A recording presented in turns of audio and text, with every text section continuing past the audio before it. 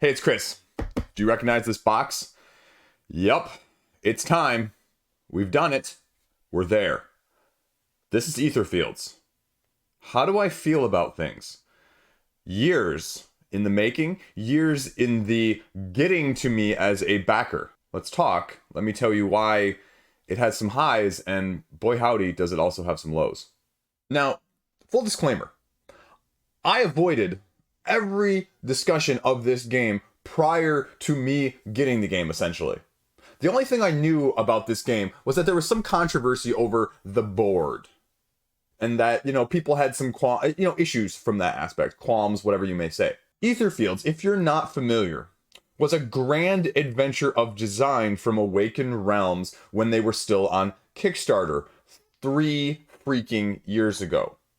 And so now, as someone who got the one-wave shipping, I have it in my possession finally. You are taking on a character of your choosing to adventure through the night slumber, going through dreams, fighting evil beasts, fending them off with your ever-changing upgradable deck building, utilizing hand management a la more of the now infamous Marvel Champions, where you have resources on those cards or multi-use availability, and you have to choose how you're going to do it on a turn-by-turn basis in order to navigate the dreamscape that you are given in a form of slowly unveiling card play through hidden secret narratives that you are slowly unlocking, traveling between the dream world and more of the non-dream world, if you will. This is supposed to be the 2.0 version, right? This is supposed to be it. And therein lies part of the problem, right?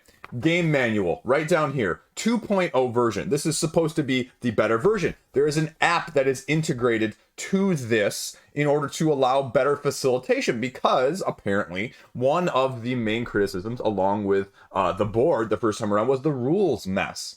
And so they said, you know what, we're going to redo the manual. We're even going to put it at 2.0. We're going to completely do it over for people on wave 2, or the all-in-one wave like I got. We're also going to give you a better version of the app that's going to help you narrate all of these card choices that you're doing.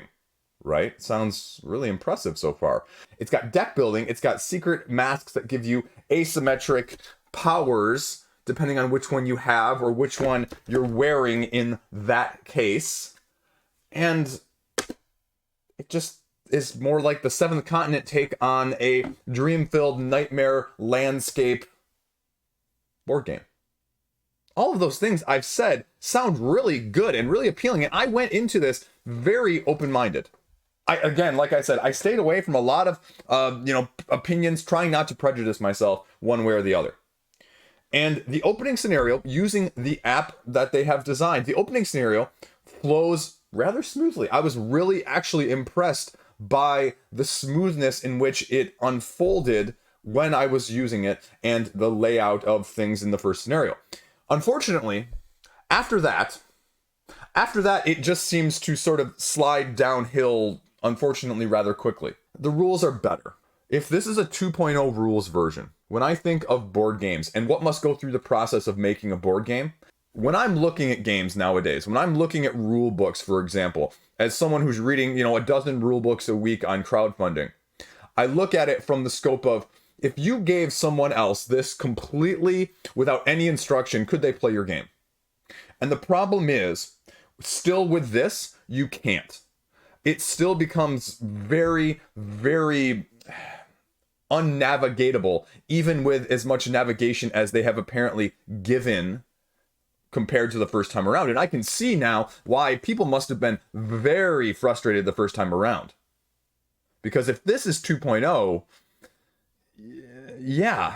Now, there are, like I mentioned, good mechanics in here. The mechanics themselves individually seem to make sense.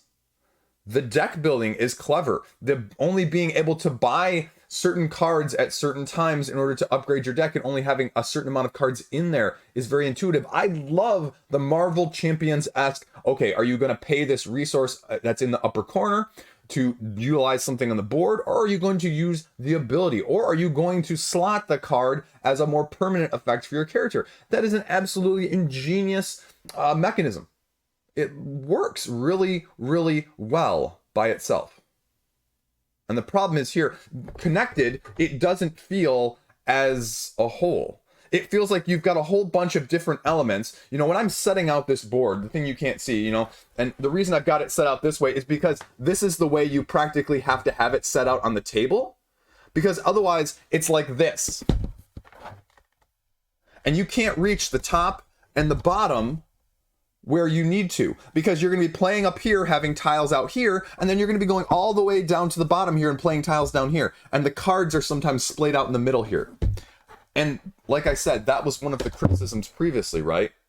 That, you know, these boards, you know, weren't together at all, because I have super long arms, right? Like I'm 6'1", and I can't reach easily from this end to this end when it's splayed out like this, right? That's a huge design flaw. And people were saying, well, you just cut the boards. That was their solution. They cut the board right here and paste it down here so that all the cards are up top and the two landscapes are down here, which is fine. Why didn't you change that for the second time around? Was it really that much of a price difference? And it must have been, because otherwise they would have done it, because this is still a massive difficulty. The problem, though, doesn't lie in purely a physical nature of the board, because if that was the only concern that I had, I mean, that's somewhat trivial if it was just purely a physical complaint, right? Like, I can get past that. I can play a little sideways. It's not a big deal. You're navigating on these 3D squares, and the maps, as you're laying them down over each other, sometimes they cover up partially, sometimes they're slightly askew. And again, it's a clever use of the seventh continent system that we sort of saw with that, of laying them out in that manner. And the problem is, everything just feels so disconnected to me. This mechanic with this mechanic. You know, you've got the fate deck, you've got the enemy deck, you've got the enemy. There's just so many pieces that the overhead just doesn't always make sense. And there's so many gaps in the, okay, well, what now? What with this?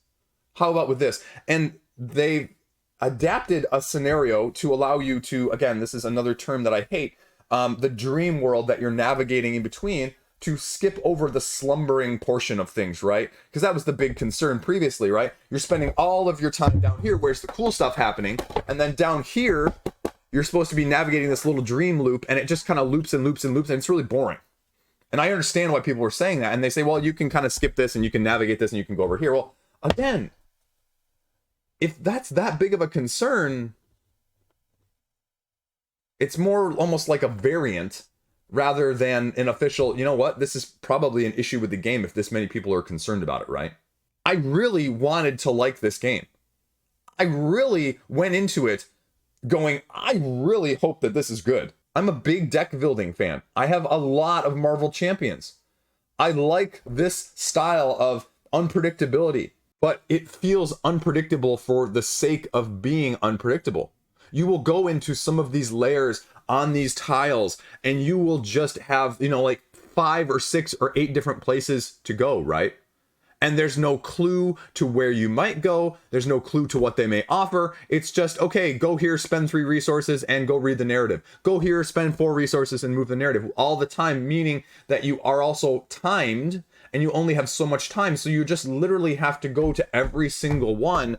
And okay, which one do I decide to skip because, oh, well, that's actually the one I needed, and now I have to back. I mean, there's no rhyme or reason to some of that. You get better at the resource management, you get more skills, but even the beginning characters with their decks, you have these abilities and these cards on there that tell you things that you have no idea what they do.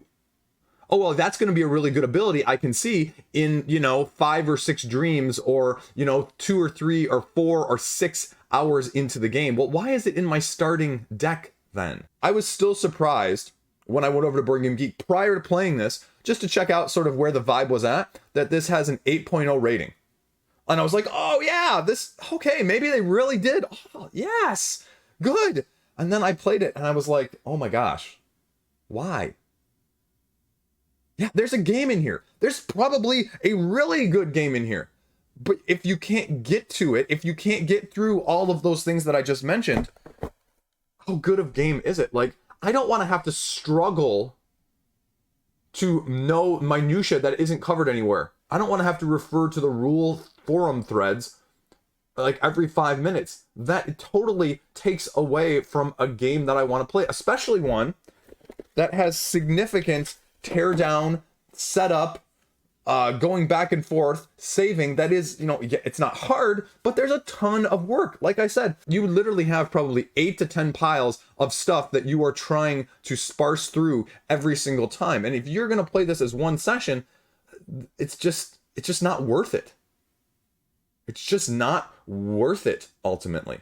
I think this goes back to the biggest point I have always been concerned with Awakened Realms when I've talked about their games on crowdfunding in the last 2 years of doing channel conversations and covering crowdfunding in general. More is not necessarily better. And this is an example of excess mechanics, excess everything that just needed to have someone say, you know what, guys, I don't think we need this mechanic. You know what, guys, let's get rid of this. Let's fine tune it. Let's make it a more well-oiled machine. Like I said, I think there's a really good game potentially in here. Well, ultimately, if you're too frustrated by trying to learn it, trying to mitigate the randomness, which is feels like the sake of randomness, it's not going to endear you to spend 10, 20, 30 hours playing a game when accessibility in our hobby is so important. Before anyone jumps in and says, you just clearly didn't. No, I spent a lot of time and effort trying to learn this, trying to play this, trying to enjoy this. And ultimately, that's what it comes down to, is I did not enjoy it. This was a struggle in frustration, trying to just sort of get through it rather than enjoy the journey along the way, because I have nothing against narrative stuff. I'm finding slowly that I'm not as big a fan of narrative as I thought maybe 2 or 5 years ago, for example. But there is a portion of me that still really enjoys it. But I didn't feel like I was actually immersed in a narrative. I felt like I was in a quagmire or a quicksand pit of rules, constantly trying to grab myself and pull myself out, as opposed to letting myself slowly sink into the immersion of the fun that this game could be. Ultimately, with all of this content here, what it really screams to me is attention to detail. The miniatures are fantastic. They're top-notch. They're some of the best miniatures I've seen in a while. The shadowing, the shading on them is fantastic. Looks great. But ultimately, just the little stuff. The dividers, for example, are sometimes difficult to tell which one's which because there's no labeling on them. You have to go to the rulebook to see, okay, well, this slight variation of color matches up with the slight variation of these cards. The numbering system of this is just a little bit convoluted for the sake of, 1 and then 2, and just, I don't know why it was done the way it was. And it's easy to say this now as someone viewing it independently, but that's the problem sometimes when you're in the throes of things.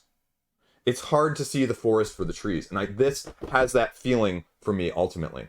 So maybe this is the game for you. Maybe if you really like Seventh Continent and you said Seventh Continent wasn't deep enough, it wasn't intriguing enough, it didn't have enough rules, it didn't have enough immersion, it didn't have enough going back and forth and wandering and mitigation and deck building and really true progression, this might be for you. But if you have limited time, limited space, limited capacity to get something to the table that's going to allow you to actually enjoy it in the first place, this game is not going to be for you. And one of the few times since I've been in this hobby as a whole, I have felt like I was trying to like a game because I paid more money for it than any other time that I can really remember in recent history, right? Because I think that's often alluded to, right? Especially on Board Game Geek rankings. Well, it was only being rated that way because you spent a bunch of money on it, right? I, for the first time, may have felt that more so than with anything else. That I was trying to justify my purchase, and I just couldn't. And I'm willing to admit defeat in that sense. And I hope it goes to a better home where someone else can enjoy it more. That's my wish. Those are my thoughts on Etherfields. Let me know what you think. Have you experienced it? Again, staying away from the spoilers here, but those are the things you need to know as well. There you go. It's a heavy box. That's all I got. Stay classy. See you around.